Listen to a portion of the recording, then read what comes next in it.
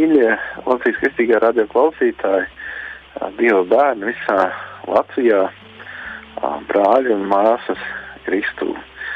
Vēlos jūs sveicināt un sveikt šajos brīnišķīgos svētkos, šajā svētku dienā. Un šodien mūsu mīļajai zemē Latvijā aprit jau 107 gadi kopš tās proklamēšanas 1918. gada 18. novembrī.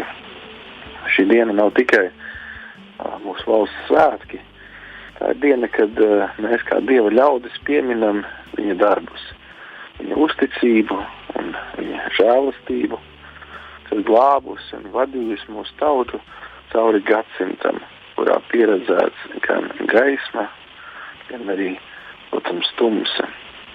Dieva bērni saprot, ka tautu liktenis īstenībā nevis politiķu, bet Dieva rokās. Rakstos ir teikts, Apostoļu darbos 17. nodaļā, viņš ir nolēmis noteiktus laikus un to robežas. Dievs pats ir nolicis Latviju šajā vietā un šajā laikā.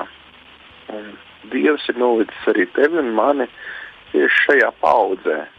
Ne agrāk, ne vēlāk, tagad. Lai tu un es mēs spīdētu, kalpotu un darītu labu. Kad Latvija piedzima 1918. gadā, tā bija ievainota.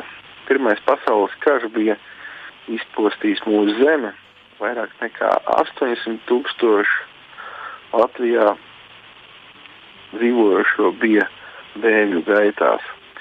Tauta bija izsīkusi. Un tomēr tieši šajā brīdī Dievs atļāva Latvijai piedzimt. Un tas pats Dievs ir arī šodien. Dieva bērni tāpēc ir aicināti piedot un dziedināt tautas brūces. Latvijas pagātnē ir daudz sāpju. Okupācijas, deportācijas, karu zaudējumi, izpostītas ģimenes, daudz pāri nodarījumi un zaudētās dzimtas. Šis brūcis joprojām dzīvo cilvēku atmiņās un reizēm arī sirdīs, bet Dievs aicina mūs tieši savus bērnus būt par šiem piedošanas nesējiem, par šiem miera nesējiem. Jēzus saka Lūkas evaņģēlijā: piedodiet, tad jums taps piedots. Piedošana, kā mēs zinām, nav vājums, tas ir spēks, tā ir garīga vara. Piedošana neliek mums aizmirst, tā ļauj mums dzīvot. Piedošana nenozīmē piekrist ļaunumam, tā nozīmē atbrīvoties no tā. Dieva bērni ir tie, kuri Latvijā nes piedošanu, sirds brīvību, iekšēju dziedināšanu, izlīgumu starp cilvēkiem, mieru, kas nāk no mūsu Kunga Jēzus Kristus. Latvijai šodien vajag dziedinātas sirdis. Un Dievs sāk šo darbu caur savu draudzi, caur savu tautu, caur tevi un caur mani. Dieva bērni ir aicināti būt arī vienoti, jo vienotība ir atmodas pamats. Jēzus brīdina Mateja evaņģēlijā: ik viena valstība, kas savā starpā ir sašķelta, ir postā. Mēs esam maza tauta. Mums ir aptuveni 1,8 miljoni. Maza tauta nevar atļauties būt sašķelta. Un Dieva bērni ir tie, kuriem jānes šis vienotības un izlīguma gars. Vienotība nenozīmē vienādas domas. Vienotība nozīmē vienotu sirdi. Tas nozīmē mazāk strīdu, bet vairāk sadraudzības. Mazāk nosodījuma, bet vairāk žēlastības. Mazāk sacensības, bet vairāk kalpošanas. Mazāk lepnuma, bet vairāk mīlestības. Dieva bērni nav aicināti būt par tiesātājiem. Dieva bērni ir aicināti būt par gaismu, par miera nesējiem, par žēlastības evaņģēlija sludinātājiem. Draudze nav aicināta būt par šķeltnieci. Draudze ir aicināta būt vienojoša un ar šo dziedinošo spēku izplatīt Latvijā mieru, mīlestību un viņa evaņģēliju. Mēs zinām Nehemijas piemēru tam, kā Dieva bērns var pacelt tautu.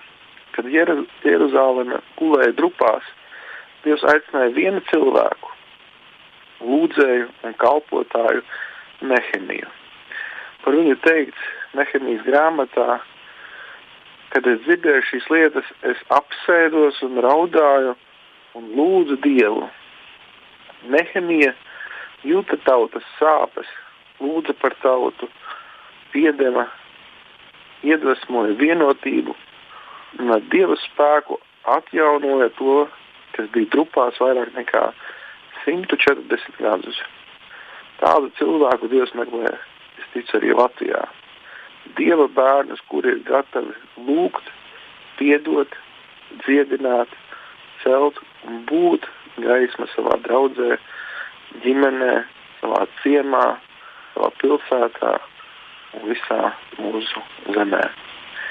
107 gadi Dieva žēlstības liecība un aicinājums mums, Dieva bērniem.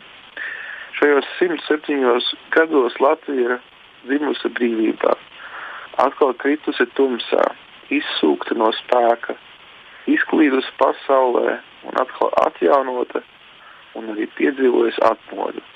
Tas viss liecina, ka Dievs nav atteicies no mūsu tautas.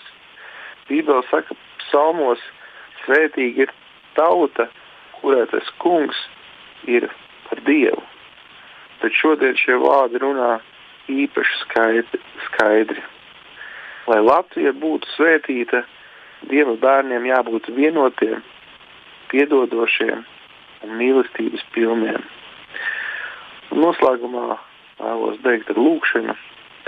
Debes Tēvs, mēs lūdzam par Latviju, kas šodien svin savus 107 gadus. Dziedini mūsu tautas brūces, māci mums piedot, dari mūs vienotus un aizdedz savu gaismu mūsos, savos bērnos, sargi mūsu ģimenes, mūsu draudzes, mūsu tautu, lai tava žēlastība apklāj šo zemi, lai tava gaisma ved mūsu pa tavu ceļu un lai tavs miers valda visā Latvijā. Dievs svētī savus bērnus, Dievs svētī Latviju. Āmen.